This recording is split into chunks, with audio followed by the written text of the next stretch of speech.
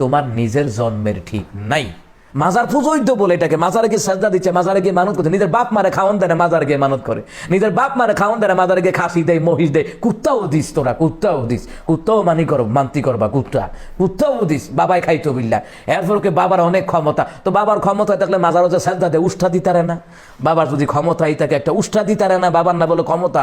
তোমরা মাজারে জিয়ারত করতে দাও, সাজদা দিতে যাও না, বাবার অনেক পাওয়ার, তো পাওয়ার হইলে তো তোমরা যে যারা সাজদা দাও, যারা কদম বুঝি করে, যারা ধরে তো বাবা উষ্ঠা দিতে পারে না। এবার এত টাকা পয়সা তাদের মাজারে দেওয়া হয়তো, বাবার যে এত কারামতি, এত পাওয়ার, তো টেহাডি গন্যা দিনই তারে না। এরপরে বলেছো যারা আমাদেরকে মাজার পূজারি বলে, এর জন্মে ঠিক নাই। তো এবার তোমাকে বিভিন্ন মাজারে দেখা গেছে সেজদা দিয়েছো, কদম বুসি করেছো, তাহলে বোঝা যায় তোমার নিজের জন্মের ঠিক নাই। তুমি নিজে মাজারে সাজদা না দিয়া, জিয়ারত করা তো অবশ্যই জায়েজ আছে, মাজারে সাজদা না দিয়া, মাজারে কদম বুসি না কইরা বেড়া হইলে তুমি সৎভাবে থাইকাই কথাটা কইতা। তুমি নিজেই যেহেতু ঠিক নেই, তো তোমার নিজের জন্মের ঠিক নাই। মানুষের জন্ম নিয়ে পরিচয় তোলো, নিজের জন্মেরই ঠিক নাই, নিজের জন্ম পরিচয় কোথা থেকে এসেছে সেটাও বোঝা উচিত। কোথায় দরবার লাগলো নবুয়তি নিয়ে, আর কোথায় ওনার চরিত্রগত নিয়ে তুচ্ছতাচ্ছিল্য করা হচ্ছে, মানে বিভিন্ন মাহফিলে বিশুদ্ধার করা হচ্ছে, বিভিন্ন প্রোগ্রামে বিশুদ্ধার করা হচ্ছে। এর দ্বারা জনগণের কাছে তোমার কতটুকু গ্রহণযোগ্যতা, আর শায়েখ আহমদুল্লাহ কতটুকু গ্রহণযোগ্যতা, 100 বছরের জন্মগ্রহণ করে আসলেও সে গ্রহণযোগ্যতার ধারে কাছেও যাওয়া যাবে না। এই জন্য সাবধান হয়ে যাও, এখনো সময় আছে, নিজের ওয়েটটাকে ধরে রাখো, নিজের ওয়েটটাকে ধরে রাখো। জিকিরের নামে আর কত ভণ্ডামি। মাজার পুজোই তো বলে এটাকে। মাজারে গিয়ে সাজদা দিচ্ছে, মাজারে গিয়ে মানত করছে, নিজের বাপ মারে খাওয়ান দেয় না, মাজারে গিয়ে মানত করে, নিজের বাপ মারে খাওয়ান দেয় না, মাজারে গিয়ে খাসি দেয়, মহিষ দেয়, কুত্তাও দিস তোরা, কুত্তাও দিস, কুত্তাও মানতি করবা, কুত্তাও দিস, বাবাই খাইতো বিল্লা। এরপর ওকে বাবার অনেক ক্ষমতা, তো বাবার ক্ষমতা থাকলে মাজারও যে সাজদা দেয় উষ্ঠা দিতারে না?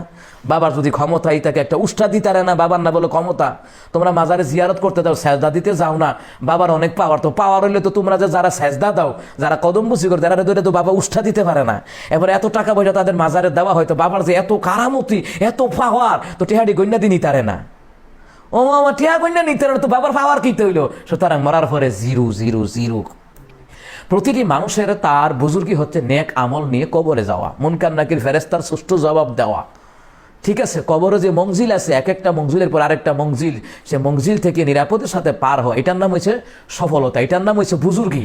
আমি মাজার বানায় মোমবাতি ধরে লাল নিশাং উড়াইয়া দে, আমারে সারিয়া দে, করমপুরে যাবো আমি খেলার দল, তো ধরে রাখছে কাটা গিয়া গাঞ্জা খাক গিয়া, কিন্তু ধরে রাখছে না, আমারে সারিয়া দে। বাড়ির কাছে মসজিদে নামাজ পড়তে যাইতে না।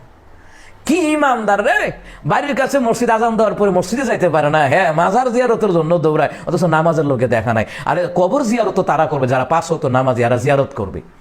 সহি পদ্ধতিতে জিয়ারতের কথা আছে, কিন্তু জিয়ারতের নামে যে ভণ্ডামি ছিল, এটার বিরুদ্ধে বলতে পারো না। সুপ্রিয় দর্শক, যদি আমার এই ভিডিওটি ভালো লাগে থাকে তাহলে একটি লাইক এবং কমেন্ট এবং শেয়ার করে দিবেন, সাথে থাকবেন। আমি আপনাদের সাথে আছি। আসসালামু আলাইকুম ওয়া রাহমাতুল্লাহি ওয়া বারাকাতুহু।